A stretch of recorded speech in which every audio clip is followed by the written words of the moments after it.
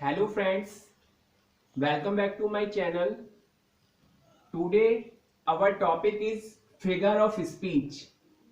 आज हमारा topic English grammar का फिगर ऑफ स्पीच है, जो हमारे इंटर लेवल के जितने भी स्टूडेंट्स हैं उनके लिए काफी बेनिफिशियल होगा। साथ ही साथ जितने भी कॉम्पिटिशन्स के स्टूडेंट्स हैं जो कंपटीशन की तैयारी कर रहे हैं, जितने भी फ्रेंड्स हैं मेरे, उनके लिए वीडियो काफी हेल्पफुल होने वाला है, क्योंकि figure of speech English grammar तथा हिंदी व्याकरण दोनों में पूछा जाने वाला टॉपिक है। क्योंकि फिगर ऑफ स्पीच को हम हिंदी में अलंकार कहते हैं, तो हिंदी व्याकरण में 2-3 क्वेश्चंस अलंकार से पूछ लिए जाते हैं कि एग्जांपल्स देके इसमें कौन सा अलंकार है। ऐसे ही एग्जाम्स में एग्जांपल्स देके कोई सेंटेंस देके पूछ लिया जाता है which type of figure of speech in this sentence. So today we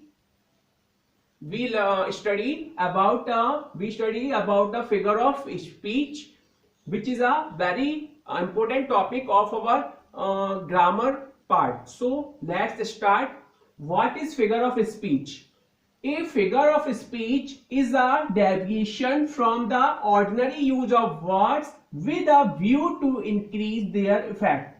according to Nesfield ने कहा है कि जो हमारे अलंकार हैं वो हमारी कही हुई बातों की शोभा बढ़ाने के लिए प्रयोग किए जाते हैं।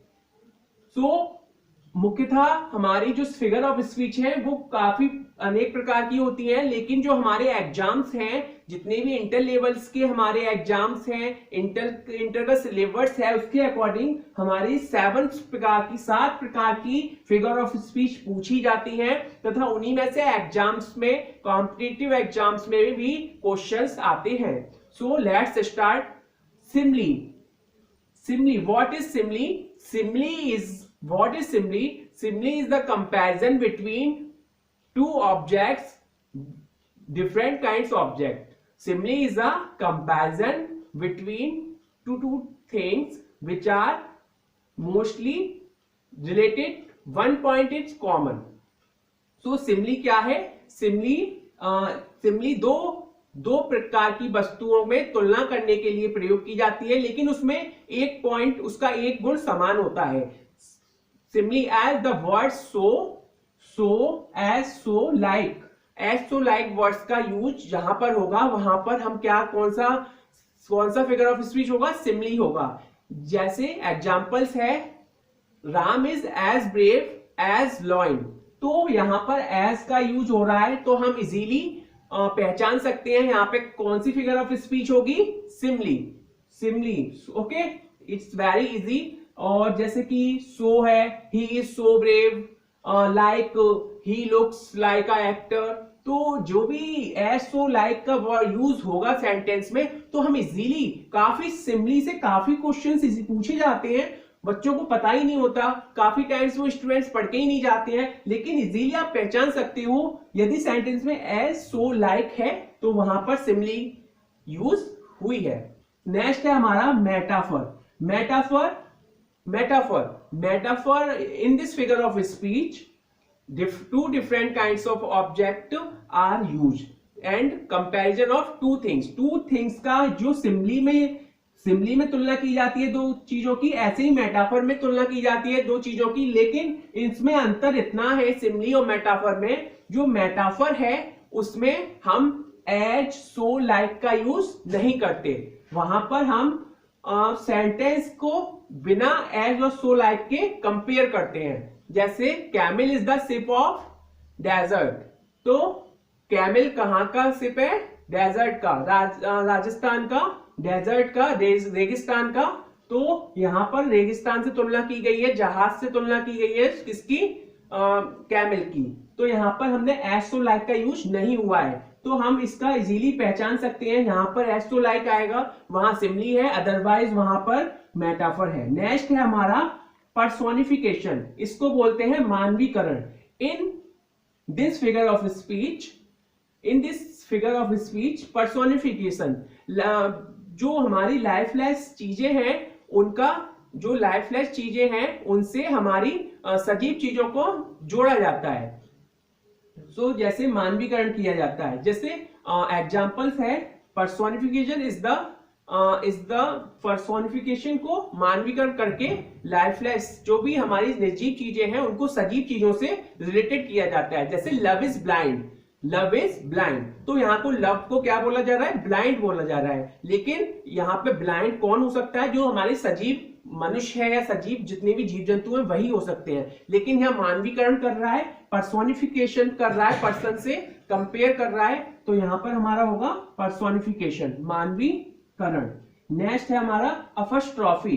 अपस्ट्रॉफी, अपस्ट्रॉफी को हिंदी में बोलते हैं हम लोग संबोधन, संबोधन। And apostrophe is the sudden feelings of any body death और एब्सेंस। जो भी कोई व्यक्ति हमारे बीच नहीं रहता या हमारे बीच या उसकी डेथ हो जाती है, तो उसके प्रति हमारी जो भी हम फीलिंग्स होती हैं उसको जो हम व्यक्त करते हैं, एक्सप्रेस करते हैं, वो उसको हम बोलते हैं अपस्ट्रॉफी। अपस्ट्रॉफी जैसे कि O God, O that come soon, O that come soon.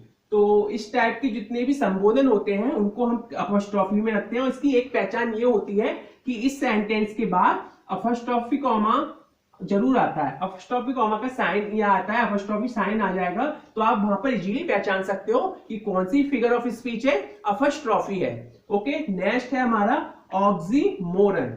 तो व्हाट इज ऑक्सीमोरन? तो in this figure of speech two opposite qualities are shown in the sentence.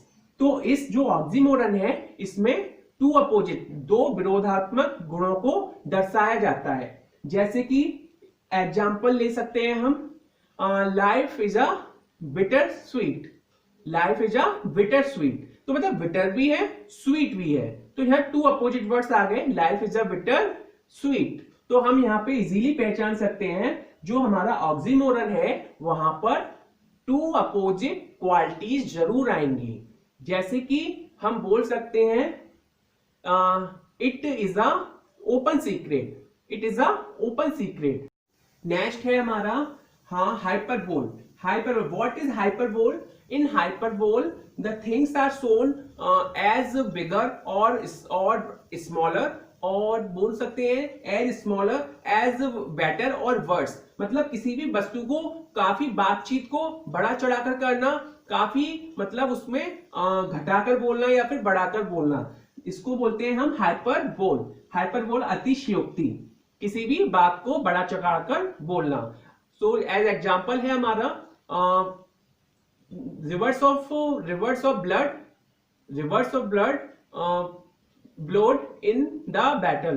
तो जो जैसे कि युद्ध में ब्लड की रिवर्स बह गई, तो ये काफी बड़ा चढ़ाकर जो सेंटेंस होते हैं वहां पर हाइपरबोल का यूज होता है। हम इजीली पहचान सकते हैं हमारा ओनोमोटोपोइया। ओनोमोटोपोइया को ध्वनि सूचक भी कहते हैं। Onomatopoeia in this figure of speech the words that sound जिससे साउंड से हमको मीन्स और सेंस पता चलता है, उसको हम बोलते हैं ओनोमोटोपोइया। किसी भी साउंड होती है वहां पे सेंटेंस में किसी की भी साउंड हो सकती है, उसको हम इजीली पहचान सकते हैं, यहाँ पर ओनोमोटोपोइया है। एज अ एग्जांपल जैसे cats mu, the snacks hissing. तो जितनी भी एनिमल्स, जानवर और व्यक्तियों, जितनी भी चीजों की आवाज है, साउंड है, निर्जीव सजीव सारी जितनी भी साउंड्स होंगी वो ओनोमोटोपोइया के में ओनोमोटोपोइया फिगर ऑफ स्पीच के अंतर्गत ही आती हैं। तो हम इजीली वहां पे पहचान सकते हैं यहाँ कौन सी फिगर ऑफ स्पीच है, ओनोमोटोपोइया। सो ये हमारी 7 टाइप्स फिगर ऑफ स्पीच थी जो हमारी एग्जाम से रिलेटेड है और काफी